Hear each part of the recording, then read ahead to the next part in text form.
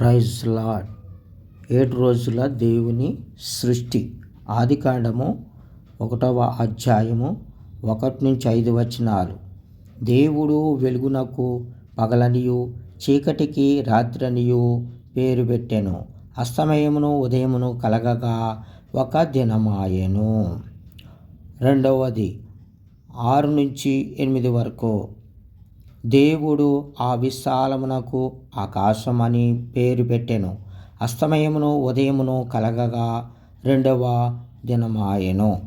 మూడవది 9-13 వరకు. అస్తమయమును ఉదయమును కలగగా మూడవ దినమాయెను.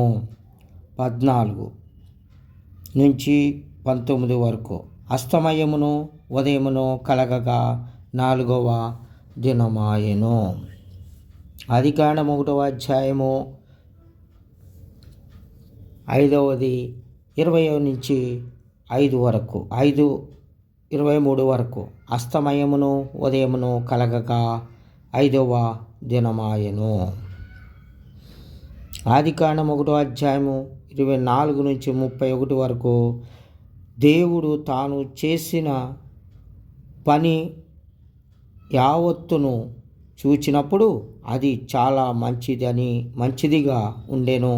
అస్తమయమును ఉదయమును కలగగా 6వ దినమాయెను. ఆదికాండము 2వ అధ్యాయము 1-3 వచనాల్లో 7వది. కాబట్టి దేవుడు ఆ 7 దినములు ఆశీర్వదించి పరిశుద్ధపరిచెను. ఎలయనగా దానిలో దేవుడు తాను చేసినట్టు సృజించినట్టు తన పని అంతటి నుండి విశ్రమించెను. ప్రభువైన యేసుక్రీస్తు వారు పలికినటువంటి మాట విశ్రాంతి దినము అనగా మార్కు సువార్త 2వ అధ్యాయము 27వ వచనం. మరియు విశ్రాంతి దినము మనుషుల కొరకే నియమింపబడెను గాని మనుషుల విశ్రాంతి కొరకు నియమింపబడలేదు. అందువలన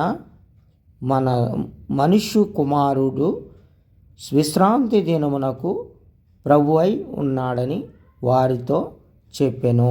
దేవునికి మహిమ కలుగునుగాక. విశ్రాంతి దినము 6 దినములో పని చేసుకుని 7వ దినము విశ్రమించాలని ప్రభు సెలవిచ్చాడు. దేవుని యొక్క సృష్టి దేవుని యొక్క మాటలు మనకు అనుగ్రహించిన దేవునికి మహిమ కలుగును గాక.